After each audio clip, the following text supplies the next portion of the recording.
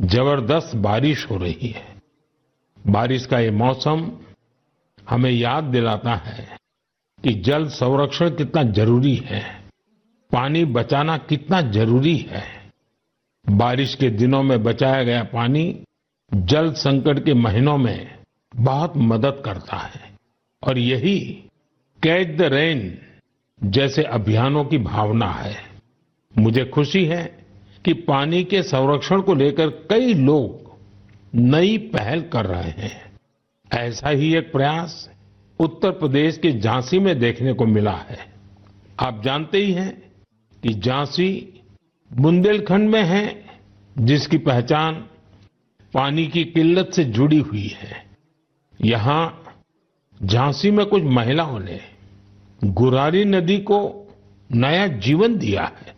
ये महिलाएं self help group से जुड़ी हैं और उन्होंने जल सहेली बनकर इस अभियान का नेतृत्व किया है।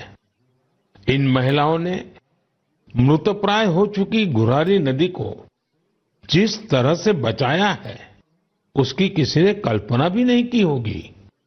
इन जल सहेलियों ने बोरियों में बालू भरकर चेकडैम तैयार किया, बारिश का पानी बर्बाद होने से रोका और नदी को पानी से लबालब कर दिया। इन महिलाओं ने सैकड़ों जलाशयों के निर्माण और उनके रिवाइवल में भी बढ़ चढ़कर हाथ बटाया है। इससे इस क्षेत्र के लोगों की पानी की समस्या तो दूर हुई ही है, उनके चेहरों पर खुशियां भी लौट आई हैं। साथियों, कहीं नारी शक्ति जल शक्ति को बढ़ाती है तो कहीं जल शक्ति भी नारी शक्ति को मजबूत करती है। मुझे मध्य प्रदेश के दो बड़े ही प्रेरणादायी प्रयासों की जानकारी मिली है। यहां डिंडोरी के रायपुरा गांव में एक बड़े तालाब के निर्माण से भूजल स्तर काफी बढ़ गया है। इसका फायदा इस गांव की महिलाओं को मिला। यहां शारदा आजीविका स्वयं सहायता समूह, इससे जुड़ी महिलाओं को मछली पालन का नया व्यवसाय भी मिल गया। इन महिलाओं ने फिश पार्लर भी शुरू किया है, जहां होने वाली मछलियों की बिक्री से उनकी आय भी बढ़ रही है। मध्य प्रदेश के छतरपुर में भी महिलाओं का प्रयास बहुत सराहनीय है। यहां के खौब गांव का बड़ा तालाब जब सूखने लगा तो महिलाओं ने इसे पुनर्जीवित करने का बीड़ा उठाया। हरी बगिया स्वयं सहायता समूह की इन महिलाओं ने तालाब से बड़ी मात्रा में गाद निकाली। तालाब से जो गाद निकली उसका उपयोग उन्होंने बंजर जमीन पर फूड फॉरेस्ट तैयार करने के लिए किया। इन महिलाओं की मेहनत से न सिर्फ तालाब में खूब पानी भर गया, बल्कि फसलों की उपज भी काफी बढ़ी है। देश के कोने कोने में हो रहे जल संरक्षण के ऐसे प्रयास पानी के संकट से निपटने में बहुत मददगार साबित होने वाले हैं। मुझे पूरा भरोसा है कि आप भी अपने आसपास हो रहे हैं ऐसे प्रयासों से जरूर जुड़ेंगे। मेरे प्यारे देशवासियों, उत्तराखंड के उत्तरकाशी में एक सीमावर्ती गांव है जाला। यहां के युवाओं ने अपने गांव को स्वच्छ रखने के लिए एक खास पहल शुरू की है। वे अपने गांव में धन्यवाद प्रकृति या कहें थैंक यू नेचर अभियान चला रहे हैं। इसके तहत गांव में रोजाना 2 घंटे सफाई की जाती है। गांव की गलियों में बिखरे हुए कूड़े को समेटकर उसे गांव के बाहर तय जगह पर डाला जाता है। इससे जाला गांव भी स्वच्छ हो रहा है और लोग जागरूक भी हो रहे हैं।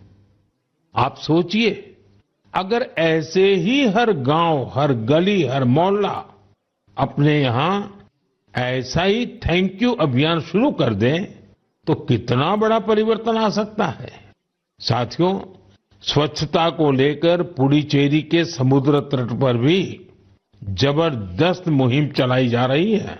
यहां रम्या जी नाम की महिला माहे म्युनिसिपैलिटी और इसके आसपास के क्षेत्र के युवाओं की एक टीम का नेतृत्व कर रही है। इस टीम के लोग अपने प्रयासों से माहे एरिया और खासकर वहां के बीचेस को पूरी तरह साफ सुथरा बना रहे हैं। साथियों, मैंने यहां सिर्फ 2 प्रयासों की चर्चा की है, लेकिन हम आसपास देखें तो पाएंगे कि देश के हर किस हिस्से में स्वच्छता को लेकर कोई न कोई अनोखा प्रयास जरूर चल रहा है। कुछ ही दिन बाद आने वाले 2 अक्टूबर को स्वच्छ भारत मिशन के 10 साल पूरे हो रहे हैं। ये अवसर उन लोगों के अभिनंदन का है जिन्होंने इसे भारतीय इतिहास का इतना बड़ा जन आंदोलन बना दिया। ये महात्मा गांधी जी को भी सच्ची श्रद्धांजलि है, जो जीवन पर्यंत इस उद्देश्य के लिए समर्पित रहे। साथियों, आज ये स्वच्छ भारत मिशन की ही सफलता है कि वेस्ट टू वेल्थ का मंत्र लोगों में लोकप्रिय हो रहा है। लोग रिड्यूस, रीयूज और रिसाइकल पर बात करने लगे हैं, उसके उदाहरण देने लगे हैं। अब जैसे मुझे केरला में कोझिकोड में एक शानदार प्रयास के बारे में पता चला। यहां 74 ईयर के सुब्रमण्यम जी 23,000 से अधिक कुर्सियों की मरम्मत करके उन्हें दोबारा काम लायक बना चुके हैं। लोग तो उन्हें रिड्यूस, रीयूज और रिसाइकल यानी RRR चैंपियन भी कहते हैं। उनके इन अनूठे प्रयासों को कोझिकोड सिविल स्टेशन, पीडब्ल्यूडी और LIC के दफ्तरों में देखा जा सकता है। साथियों, स्वच्छता को लेकर जारी अभियान से हमें ज्यादा से ज्यादा लोगों को जोड़ना है और ये अभियान किसी एक दिन का, एक साल का नहीं होता है। ये युगों युगों तक निरंतर करने वाला काम है। ये जब तक हमारा स्वभाव बन जाए स्वच्छता, तब तक करने का काम है। मेरा आप सबसे आग्रह है कि आप भी अपने परिवार, दोस्तों, पड़ोसियों या सहकर्मियों के साथ मिलकर स्वच्छता अभियान में हिस्सा जरूर लें। मैं एक बार फिर स्वच्छ भारत मिशन की सफलता पर आप सभी को बधाई देता हूं। मेरे प्यारे देशवासियों, हम सभी को अपनी विरासत पर बहुत गर्व है और मैं तो हमेशा कहता हूं, विकास भी, विरासत भी। यही वजह है कि मुझे हाल की अपनी अमेरिका यात्रा के एक खास पहलू को लेकर बहुत सारे संदेश मिल रहे हैं। एक बार फिर हमारी प्राचीन कलाकृतियों की वापसी को लेकर बहुत चर्चा हो रही है। मैं इसे लेकर आप सबकी भावनाओं को समझ सकता हूं और मन की बात के श्रोताओं को भी इस बारे में बताना चाहता हूं। साथियों, अमेरिका की मेरी यात्रा के दौरान अमेरिकी सरकार ने भारत को करीब 300 प्राचीन कलाकृतियों को वापस लौटाया है। अमेरिका के राष्ट्रपति बाइडेन ने पूरा अपनापन दिखाते हुए डेलावेयर के अपने निजी आवास में इनमें से कुछ कलाकृतियों को मुझे दिखाया।